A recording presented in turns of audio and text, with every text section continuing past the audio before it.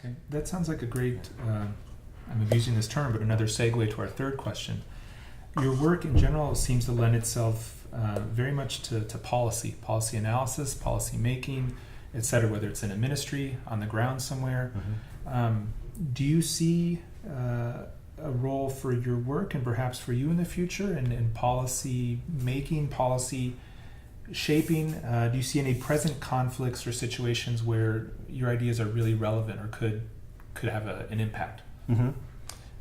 Certainly, that was the initial motivation for the project, to think about intractable conflicts today. Again, I mentioned the Philippines, the fact that this has been going on since the early 70s, right? And while it's not exclusively a religious conflict, it's a conflict that has religious elements, and it's in fact those groups that are today that have drawn on religion the most that continue to fight. So the motivation for the project was about contemporary conflicts, and I think the lessons that you can draw from these historical cases can be applied in the contemporary context.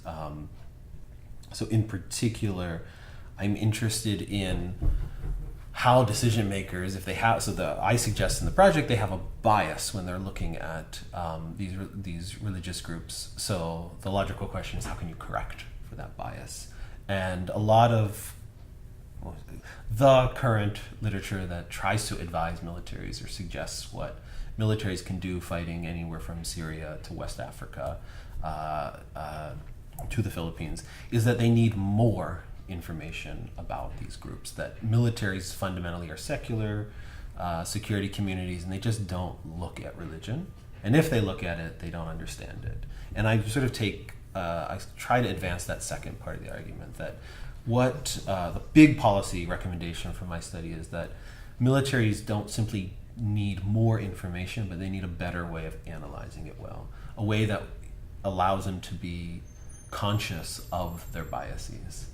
Because in the end, my argument is that these groups are influenced by non-rational elements. And so they need to have mechanisms in place that allow them to ask questions such as, is the data I'm getting on this religious group just confirming what I already believe? Sure. Something called confirmation bias in psychology, right? And so in the end, it's not more information is necessarily better, but it's more information that can be analyzed through this a less biased lens. Okay. Otherwise, these groups the militaries will keep, they will sort of enter into a self-fulfilling prophecy where we are fighting a group in West Africa or the Middle East, and we say they refuse to compromise, they might refuse to compromise because we have not given them the opportunity. So I think the catchphrase policy-wise is that it's not that religious insurgents are necessarily uncompromising, it's that they can't credibly do so with Western governments. Okay. So I'm clearly not an expert on this material, but I find it very interesting. In reading through some of your working, maybe the abstracts and summaries of some of your working papers, the dissertation itself, which we'll post your website online so people can go visit and check that out. Two ideas that seemed of note to me. I think in some of your work you note that the kind of secular religious binary seems to be false or is somewhat misleading when we're dealing with counterinsurgency, and also your work on rebel group fragmentation, at least as a non-expert, struck me as very interesting and counterintuitive in some ways. So maybe could you elaborate briefly on these kind of two ideas of perhaps the false binary of the secular military versus religious insurgents, and also comment briefly on your work on rebel group fragmentation. Great, yeah. So these questions, I think, get at what hopefully will develop into a broader research agenda.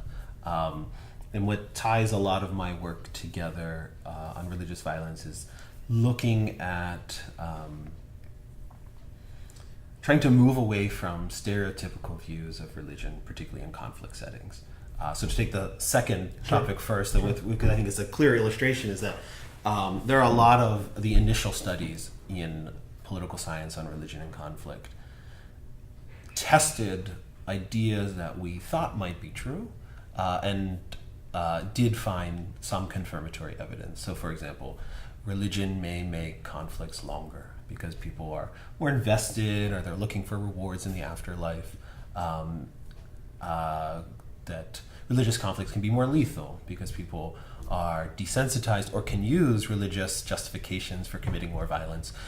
So a lot of the early studies confirm this general relationship, though the explanations I've just given are not tested. Okay. Right? So we don't really know Okay. if it's religious conflicts are more lethal because insurgents are willing to use more violence, or as my dissertation might suggest, because states use more violence. Okay. And so a lot of my research is trying to get people to think more broadly about religion and out of these sort of for lack of a better word, more stereotypical views. So on fragmentation, there's a large literature developing on what helps rebel groups be cohesive or not, and people look towards ideologies, and so people have been writing recently about how religion binds groups together. And I think this goes back to the initial conversation, or where we started the conversation, this idea of thinking of religion broadly and lived religion.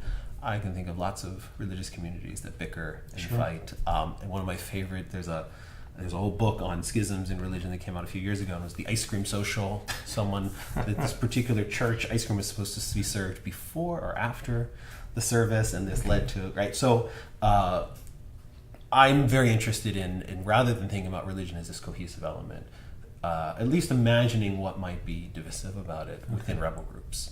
Okay. Because rebel groups are just ordinary people who take up arms, right? Okay.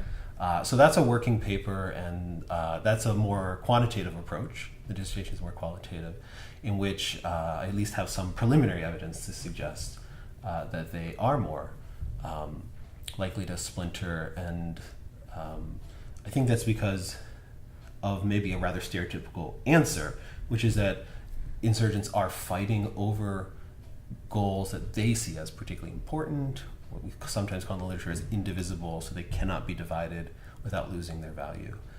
So if you really believe in your goal, you might be upset when your leader goes and starts to compromise on it. Yeah. So it carries this idea too, I think across my research, it's that some people within a religious insurgency might be willing to compromise. So that paper looks at an unintended consequence of it. And then more broadly, I think just the, I'm certainly not the first to suggest this secular religion dichotomy is not helpful.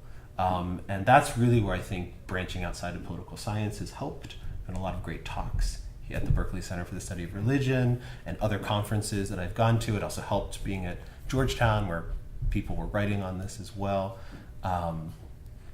which again is sort of thinking more broadly. And I think in the end, the dissertation contributes to this much larger research project by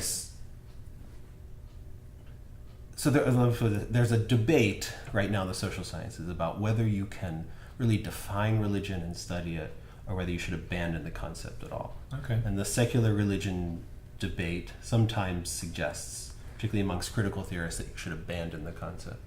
I'm trying to find this middle ground where I say that you could look at how particular actors define religion at a particular time and study the consequences.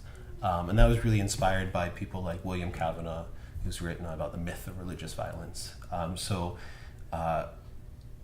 I think in the end it just shows how good research on religion in any discipline has to look across fields. And Be interdisciplinary. Right. Okay.